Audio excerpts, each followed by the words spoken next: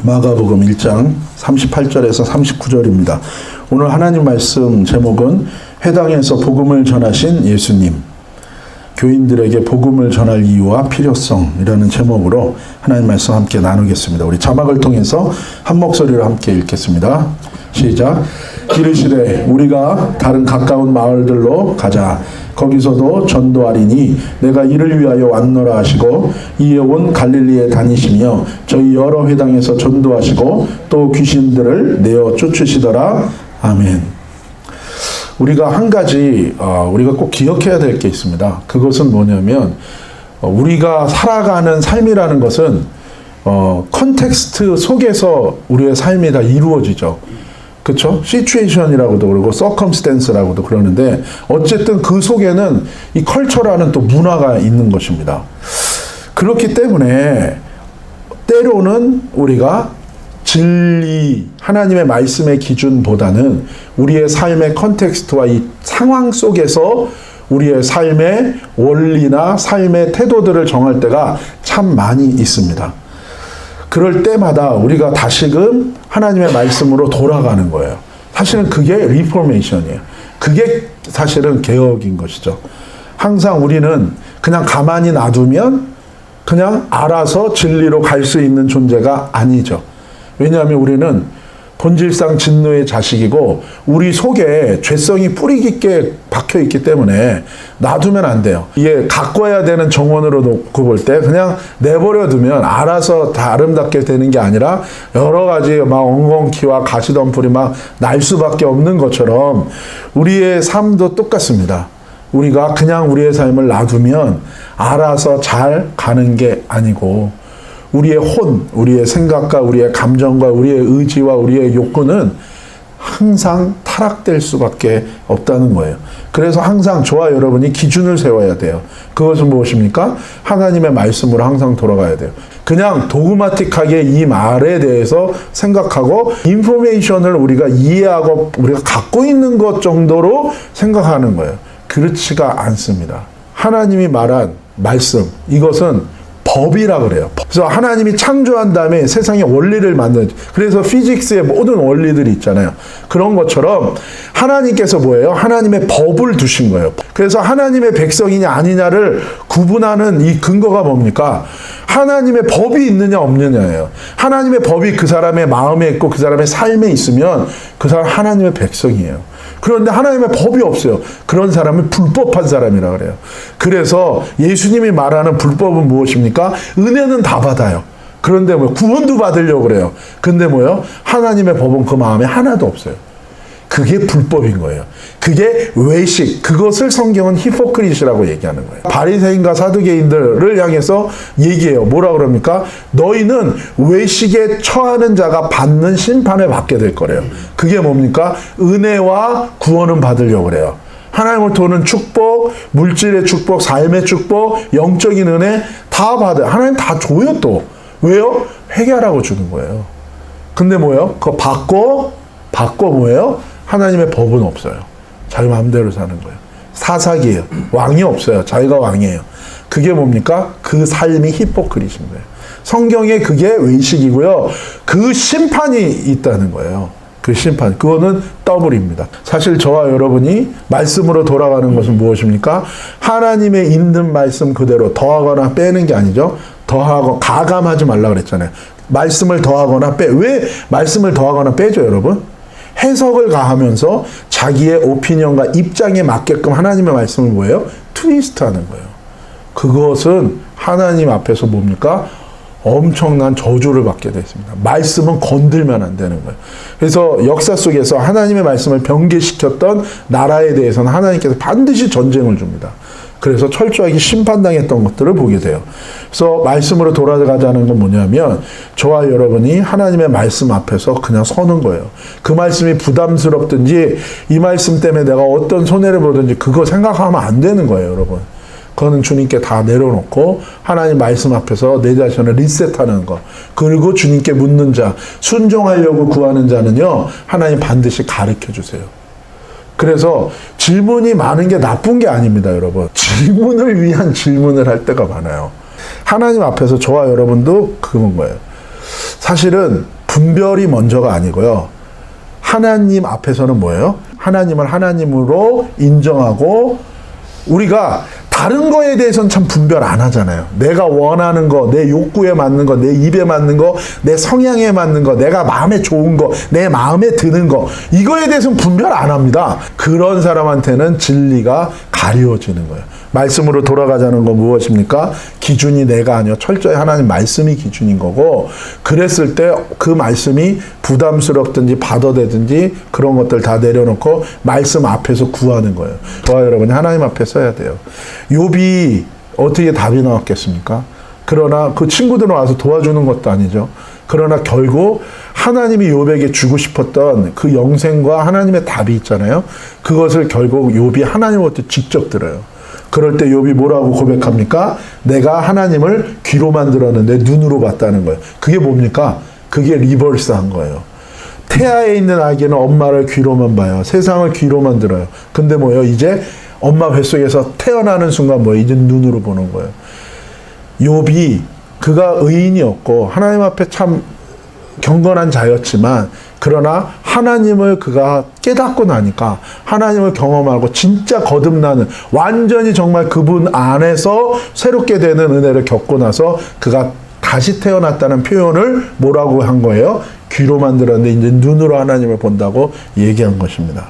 그래서 여러분, 그리고 우리가 항상 고난이 오고 힘든 일이 올 때 우리 안에서 하나님을 향한 원망이 나오지 않을 수 없어요. 그렇죠? 우리 나름대로 열심히 살았어요. 믿음으로 하려고 했어요. 근데 결론이 왜 이러냐?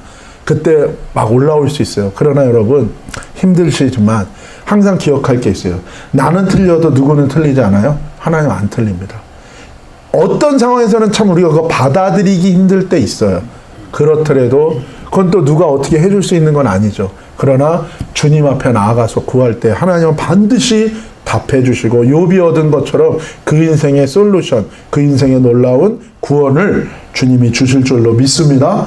그래서 저와 여러분 그렇게 주님께로 돌이키는 은혜가 있기를 축복합니다.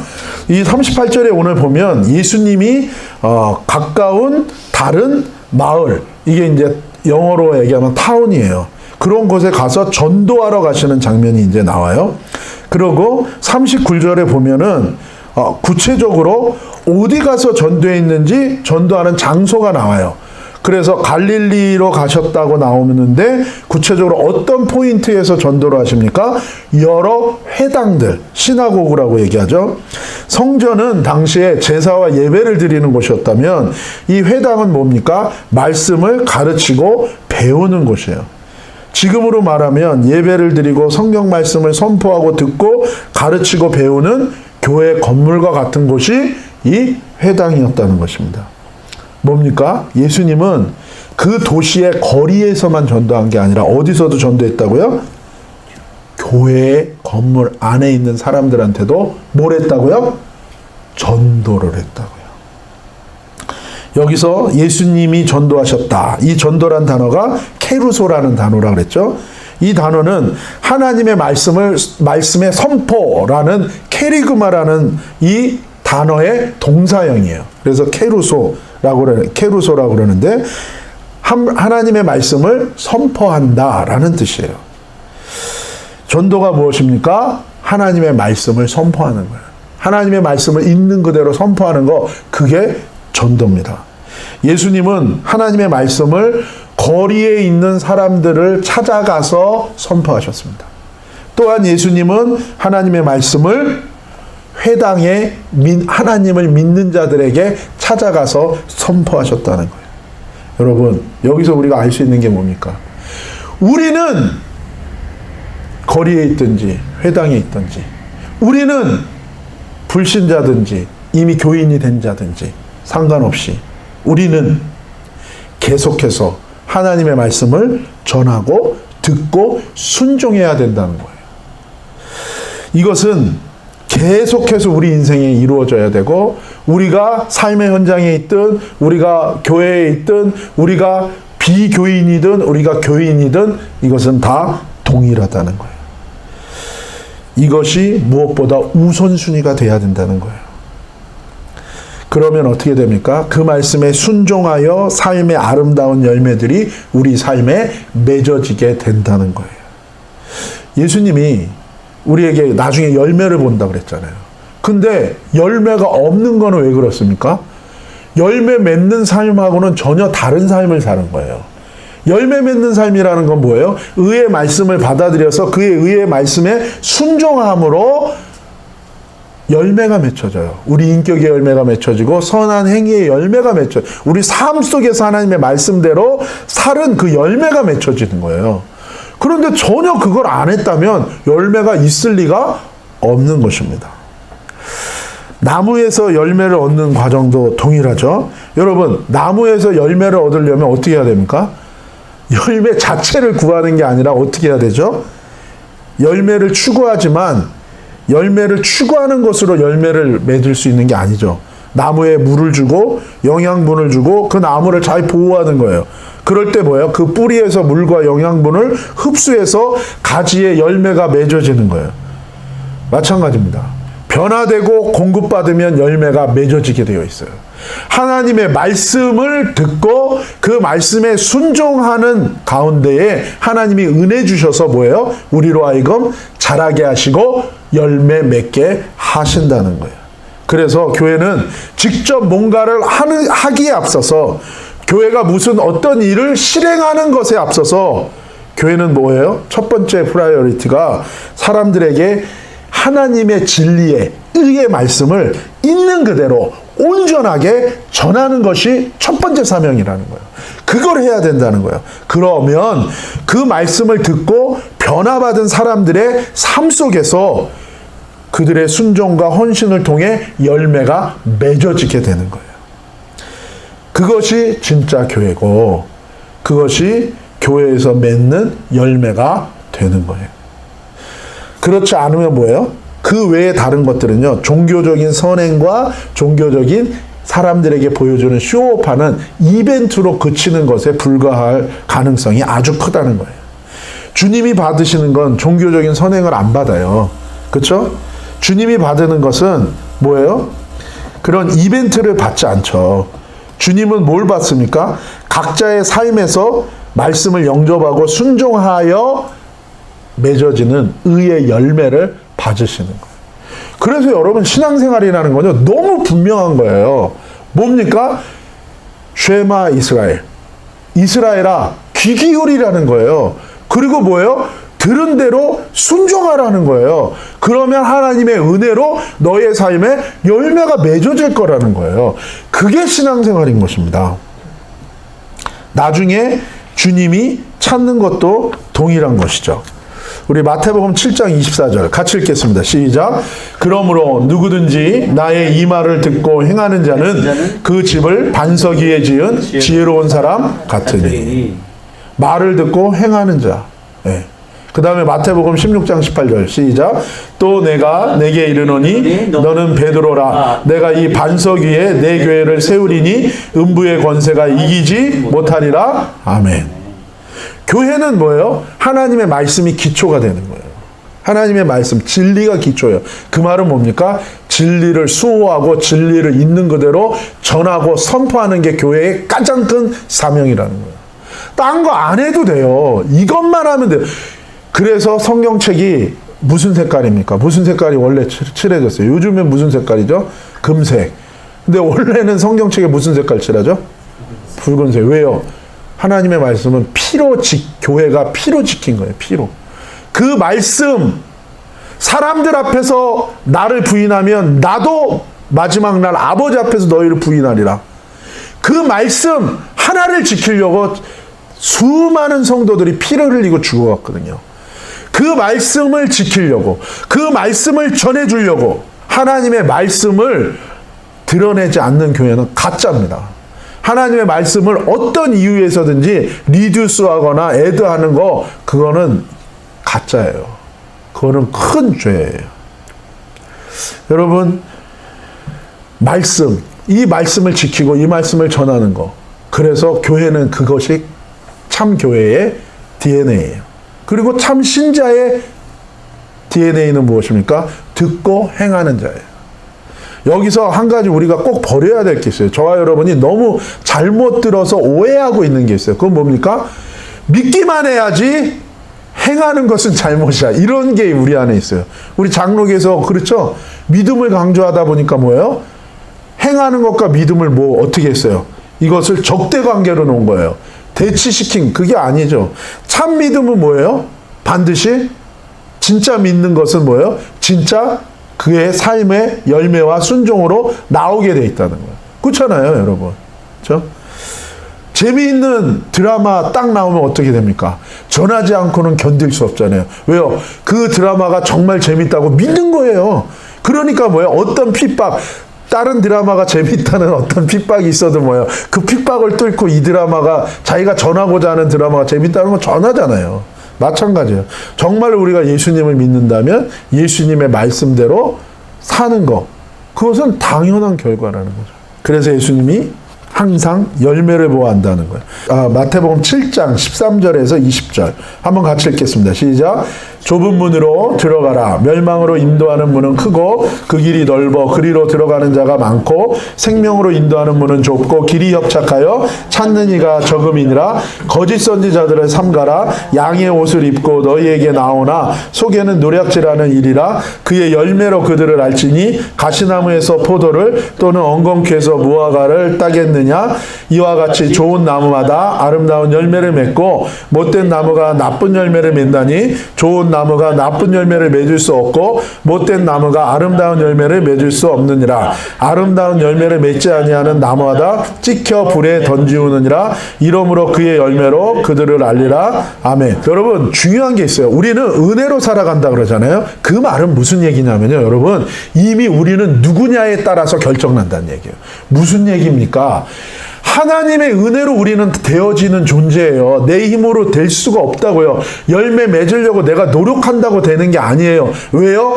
나쁜 나무면 나쁜 열매가 나올 수밖에 없어요. 내가 나쁜 나무인데, 내 속에 하나님의 법이 없는데, 내 속에 하나님의 생명이 없는데, 내가 아직 온전한 회개의 은혜를 받지 못해서 여전히 내가 내 인생의 주인인데 내가 안 주인 되려고 노력해봐야 돼요, 안 돼요? 안 된다는 얘기예요. 안 된다는 얘기예요. 그러니까 예수님이 뭐에 힘쓰라고 얘기합니까? 믿기에 힘쓰라는 말 한 적 없어요. 믿으려고 힘써라 하는 말 없어요. 단지 이런 건 있었죠. 네가 안 믿는구나.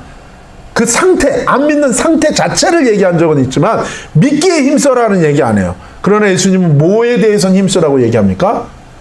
회개에 힘쓰라고 그래요. 왜요? 회개는 뭐예요? 내 안에 존재가 바뀌는 거예요. 내 안에 내가 왕, 내가 주인, 거기서 예수님이 나의 주인으로 완전히, 이게 생명이 바뀌는 완전 성령의 역사로 말미암아 가능한 일이거든요. 그러니까 뭐예요? 계속해서 주님께 나아가서 내 인생의 주인을 바꾸는 그 회개에 힘쓸 때 하나님의 은혜로 우리가 바뀌면 하나님의 믿음이 오고 믿는 자에게 주시는 성령이 오고, 그러면 뭐예요? 좋은 나무기 때문에 좋은 열매를 맺게 되는 거라는 거예요. 그래서 열매로 그들을 안다는 거예요. 그래서 여러분 뭐예요? 우리의 존재의 변화를 우리는 추구해야 되는데, 그 존재의 변화를 추구하는 가장 핵심적인 게 분명한 유일한 한 가지가 뭐예요? 여러분, 회개에 힘쓰시는 거예요. 그 회개에 힘쓰는 게 뭡니까? 내 인생의 주인 바뀌는 거예요. 예수님이 정말 나의 주인인가? 그분의 주인이라는 거 다 알죠. 그분이 예수님이 구원자라는 거 다 알죠. 이번 주에 특별히 전도하면서 그런 분들을 많이 만났어요. 나도 믿고 예수님도 동시에 믿으면 불법입니다. 그것은 둘 다 믿는다는 건 예수님을 안 믿는다는 것과 똑같은 말입니다. 나는 안 믿고 예수님만 믿어야 됩니다. 그런데 특별히 이번 주에는 그 말씀에 반응하는 분들을 많이 만나게 하셨어요. 그분들 가운데 안타까워하면서 그분들의 듣고 그분들의 반응, 제대로 반응을 보이는 첫 마디가 다 뭔지 아세요, 여러분? 어려워요. 정확한 거예요. 구원이 쉽습니까? 어렵습니까, 여러분? 구원은 간단해요. 심플해요. 그쵸? 왜? 회개하면 되잖아요. 회개, 믿음, 순종 하면 되잖아요. 주인 바뀌면 되잖아요. 간단해요. 너무 분명해요. 근데 뭐예요? 쉽지 않아요. 그거 어려워요. 은혜로만 되는 거기 때문에. 노력해서 되는 게 아니에요. 은혜로만 되는 거예요. 하나님이 줘야 있는 거예요. 근데 아무한테나, 누구에게나 주지만 아무한테나 주는 건 아니에요. 누구한테만 주는 거예요? 회개하는 자에게, 하려고 나오는 자한테만 줘요. 회개했는데, 구했는데 안 주던데요? 아니죠. 누가 갑입니까? 달라는 여러분이 갑이 아니라 뭐예요? 하나님이 갑이에요. 그러면 뭐예요? 을은 갑한테 어떻게 해야 돼요? 줄 때까지 달라 그래야 되는 거예요. 근데 그런 식으로 신앙생활 안 시켜요. 사람들한테. 뭐예요? 혹시 교회에 안 나올까봐. 왜냐하면 하나님은 한 분이기 때문에 다른 하나님이 없어요. 교회는 마음에 안 들면 이리 바꾸고 저리 돌아가도 괜찮아요. 근데 하나님은 뭐예요? 그럼 한 분이에요. 거짓 선지자는 누굽니까? 하나님의 말씀을 있는 그대로 전하지 않는 게 거짓 선지자예요. 누가 거짓 신자입니까? 하나님의 말씀대로 살지 않는 게 거짓 신자예요. 우리가 다 부족하고 연약하잖아요. 그렇죠? 그러나 주님께로 돌이키는 자에게는 반드시 뭐예요? 주님의 회복이 있다는 거예요. 여러분, 구원 어렵습니다. 왜요? 회개하는 거 쉽지 않아요. 그렇기 때문에 그 길을 가셔야 돼요. 평생 우리가 하나님 말씀을 들어야 되는 이유가 거기에 있는 것입니다. 계시록 19장 7절에서 8절입니다. 시작. 우리가 즐거워하고 크게 기뻐하여 그에게 영광을 돌리세. 어린 양의 혼인 기약이 이르렀고 그 아내가 예비하였으니 그에게 허락하사 빛나고 깨끗한 세마포를 입게 하셨은즉 이 세마포는 성도들의 옳은 행실이로다 하더라. 아멘. 주님이 나중에 보는 게 있어요. 첫 번째는 열매를 본다 그랬어요. 그래서 그 존재 자체가 용서하고 성령의 9가지 열매가 나와야 돼요. 근데 그거 안 나온다는 건 뭐예요? 그것의 가장 핵심은 용서입니다. 용서가 안 된다는 것 자체가 문제가 있는 거죠. 또 한 가지 보는 게 뭐예요? 예복을 본다는 거예요. 예복. 그래서 누가복음이나 또 마태복음에 보면은 혼인잔치 비유에 대해서 얘기하십니다. 근데 그 예복이 뭐라고요? 성도들의 옳은 행실이라고. 그럼 성도들의 옳은 행실이 뭡니까? 사람마다 옳은 행실의 이미 다 다르잖아요. 그렇죠? 하나님의 말씀대로 순종하며 살라는 거예요. 이것이 교회와 성도의 삶의 핵심인 거예요. 성도의 옳은 행실이 나오기 위해서는 뭐 해야 됩니까? 교회는 타협 없이 하나님의 진리를 선포해야 됩니다. 그리고 성도들은 뭐예요? 타협 없이 하나님의 말씀 앞에서 회개하고 순종해야 되는 거예요. 아유, 그런 기독교 재미없을 것 같은데 아닙니다, 여러분. 하나님과 진짜 하나님의 기뻐하심을 입고 하나님과 연합한 자가 하나님의 말씀대로 순종하는 자가 누리는 그 기쁨이 어디에 나와요? 다윗이 쓴 모든 시편에 나오는 거예요. 이 세상에서 약간의 이 육신적인 혼적인 것을 종교적으로 자극하는 그 정도의 종교성에서 누리는 즐거움이 아니라 만물의 주인 되시는 그 하나님과의 영적인 연합에서 누리는 그 기쁨, 여러분, 그거는 죽음을 뛰어넘는 기쁨이에요. 저와 여러분이 가야 될 길은 그 길이고 그 기쁨인 줄로 믿습니다. 그래서 항상 기뻐하라는 그 기관은 뭐예요? 이모션이 아니라 리액션이라고요. 어떤 상황 속에서도 그 상황에 반응하는 게 아니라 어떤 상황 속에서도 뭐예요? 예수님께만 반응하는 거예요. 그분과 연합한 자. 그게 항상 기뻐하는 자예요. 그 사람이 누리는 평강, 하늘의 평강인 거예요. 그 사람에게 죄사함이 있는 거예요. 그 사람에게 예수님의 보혈의 능력이 임하는 거예요. 우리는 예수님의 신부로 혼인잔치 참석할 예복이 준비돼야 돼요. 그것은 무엇입니까? 하나님 말씀 듣고 그 의의 말씀에 순종하는 삶을 삶으로 은혜 가운데서 우리가 의의 열매를 맺어가는 거예요. 마태복음 22장 14절입니다. 시작. 청함을 받은 자는 많되 택함을 입은 자는 적으니라. 콜링 받은 사람은 많지만 초순되는 사람은 적다고요. 근데 현대교회는 이런 말씀들만 싹싹 피해가요.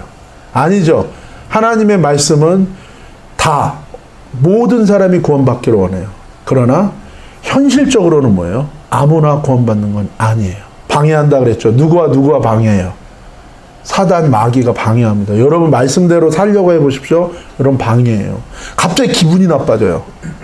갑자기 생각 속에서 여러 생각이 막 몰려와요. 그리고 뭐예요? 여러분의 욕구가 막 올라와요. 의지가 막 발동해요. 방해합니다, 사단이.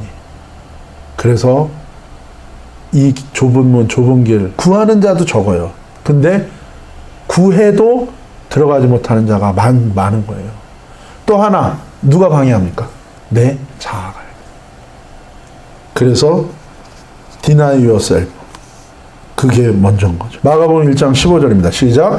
가라사대 때가 찼고 하나님 나라가 가까웠으니 회개하고 복음을 믿으라 하시더라. 예수님의 이 전도한 메시지의 내용이 뭡니까? 하나님 나라에 대해서 얘기했어요. 하나님 나라. 예수님 믿으면 구원받습니다. 이 얘기는 세컨이에요. first는 뭐예요? 하나님 나라를 먼저 얘기하는 거예요. 사도행전 1장 3절 시작. 해 받으신 후에 또한 저희에게 확실한 많은 증거로 친히 사심을 나타내사 40일 동안 저희에게 보이시며 하나님 나라의 일을 말씀하십니다. 여러분, 예수님이 이제 부활하셔서 승천하시기 전에 마지막 40일, 그때 제자들하고 같이 있으면서 그때 전하는 메시지는 뭐겠어요, 여러분? 진짜 중요한 엑기스만 할 거 아니에요. 유언적 메시지잖아요. 근데 그때 뭐를 얘기하셨다고요? 하나님 나라의 일을 얘기하셨다. 예수님의 복음의 메시지의 첫 번째는 뭡니까? 하나님 나라예요. 하나님 나라. 사도들이 전한 메시지 한번 봅시다. 사도행전 8장 12절 시작. 빌립이 하나님 나라와 및 예수 그리스도의 이름에 관하여 전도함을 저희가 믿고 남녀가 다 세례를 받은. 빌립 집사가 사도행전 초기에 전도한 내용인데 메시지 두 가지입니다. 뭡니까? 하나님 나라. 그리고 또 하나 뭐예요? 예수 그리스도의 이름. 누구든지 그 이름을 부르는 자는 구원을 얻어요. 구원의 방법, 구원의 원리, 예수 그리스도를 믿는 믿음, 그 이름을 믿는 자, 부르는 자. 근데 먼저 얘기하는 건 뭘 먼저 얘기해요? 하나님 나라 먼저 얘기합니다. 여러분 이거 순서 있어요. 이거는 앞에 거가 먼저인 거예요. 사도행전 28장 23절. 그러면 사도행전의 끝에 바울이 또 전하는 메시지는 무엇인가? 똑같습니다. 시작. 저희가 일자를 정하고 그의 우거하는 집에 많이 오니 바울이 아침부터 저녁까지 강론하여 하나님 나라를 증거하고 모세의 율법과 선지자의 말을 가지고 예수의 일로 권하더라. 메시지는 두 가지입니다. 사도들이 전한 메시지는 뭡니까? 하나님 나라를 전했고 그 다음에 뭐예요? 예수 그리스도에 관해 전한 거예요. 예수 그리스도는 우리의 메시아고 예수 그리스도를 믿는 자는 구원을 얻는다는 걸 전한 거예요. 그런데 먼저 전한 메시지는 항상 뭐예요? 하나님 나라입니다. 하나님 나라. 그런데 하나님 나라에 뭐를 전했는지는 안 나와요. 근데 하나님 나라를 전했대요. 이게 무엇을 전한 겁니까? 어디에 속했는가에 관한 걸 얘기했다는 거예요. 예수님이 아까 말씀하신 가라사대 때가 찼고 하나님 나라가 가까웠다. 하나님 나라가 네 앞에 있다. 하나님 나라가 왔어. 이제 너는 그 나라에 들어갈 거냐? 아니면 너는 어둠의 나라에 그냥 있을 거냐?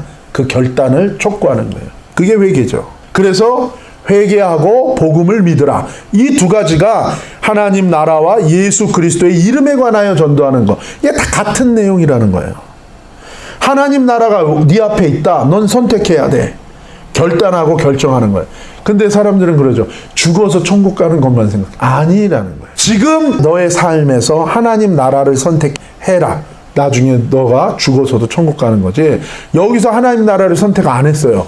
근데 죽었는데 갑자기 천국 가는 일은 생기는 게 아니라는 거예요. 왜요? 그거는 회개 안 하고 믿은 것과 똑같다는 거예요. 하나님 나라에 속해서 살 것이냐? 아니면 죄와 사단의 나라에 매여 살 것이냐? 출애굽 때도 똑같죠. 출애굽하는 밤을 성경은 무슨 밤이라고 얘기합니까? 여호와의 밤이라고 해요. 여호와의 밤. 그날은 그 밤은 구원의 밤이에요. 그러나 심판의 밤이에요. 그날은 영광의 밤입니다. 그날은 또한 크고 두려운 하나님의 날이에요. 주님이 말씀하십니다. 양의 피를 문설주에 바르고 문을 걸어 잠그고 안에서 양의 고기를 먹고 말씀에 순종하여 행하라. 듣고 따름으로 구원을 받고 출애굽하든지 그래서 하나님의 백성이 되든지 거절하고 불순종하고 여기가 좋사오니 계속 애굽에 남아서 노예로 살다가 멸망을 받든지 이게 회개고 이게 하나님 나라를 먼저 전한 거예요.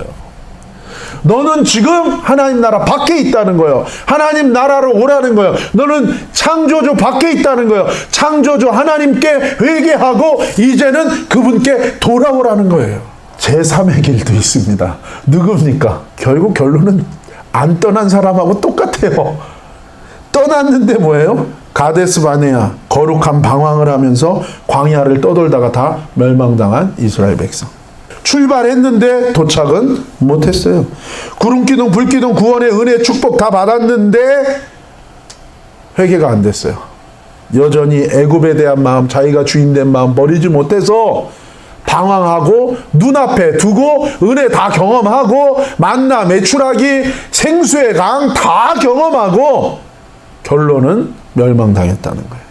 현대교회 수많은 교인들이 이 모습으로 지옥을 향하여 달려가고 있어요. 근데 이런 메시지를 청교도 시대 때는 늘 이런 메시지를 전했어요. 어떻게 전했다고요? 항상 설교 시간에 이걸 물어봤어요. 성도들한테.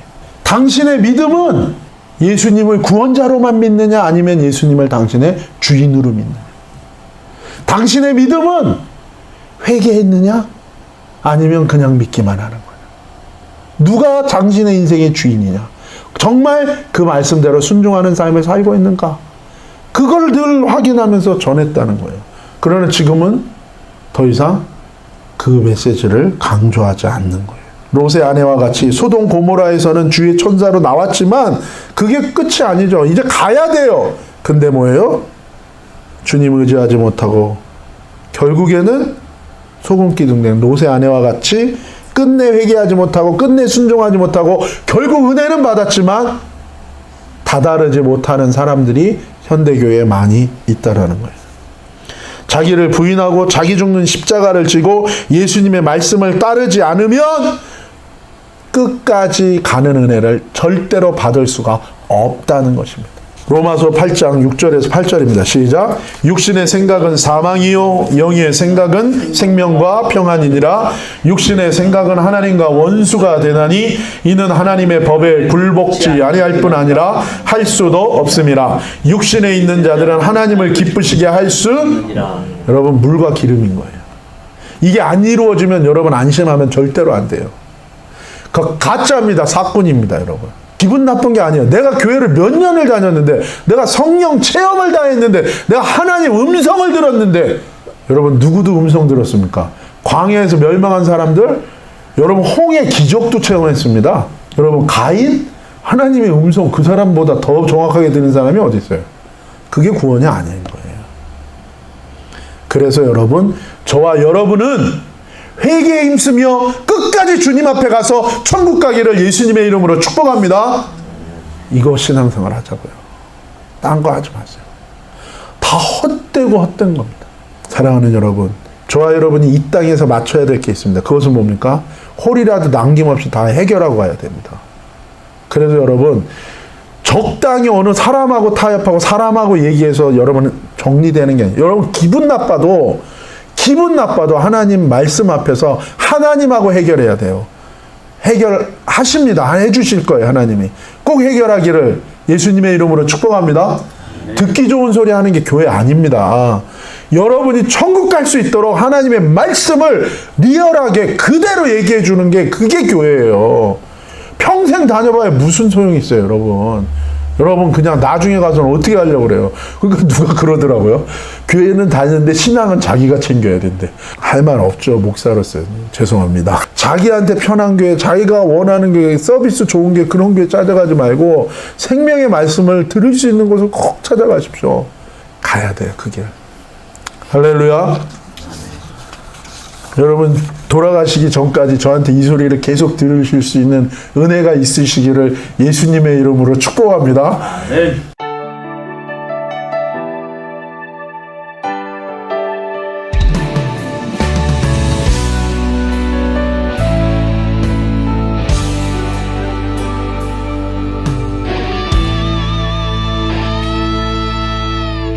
하나님을 따른다는 것이 너무 힘들고 고통의 길이라 해도 돌아서지 않겠네. 주님 십자가 날 위해 지셨듯이 하나님을 따른다는 것이 때론 핍박과 조롱을 당한다 해도 멈춰서지 않겠네.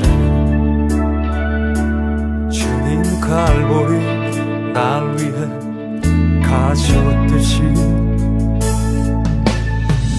사람들은 나에게 말하지 좀 더 편하고 넓은 길로 오라고.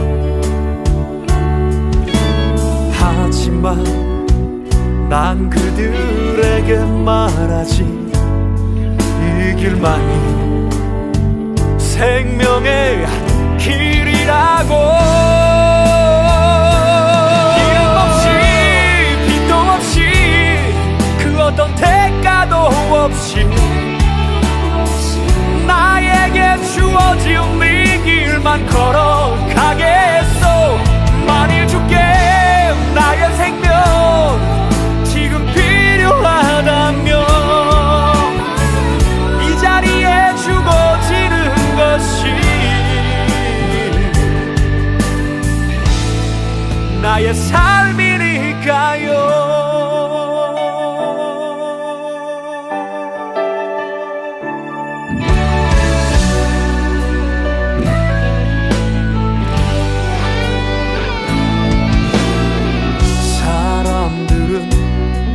나에게 말하지 좀 더 편하고 넓은 길로 오라고. 하지만 난 그들에게 말하지 이 길만이 생명의 길이라고.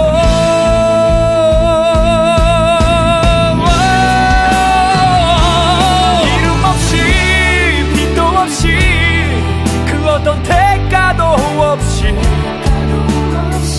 나에게 주어진 이 길만 걸어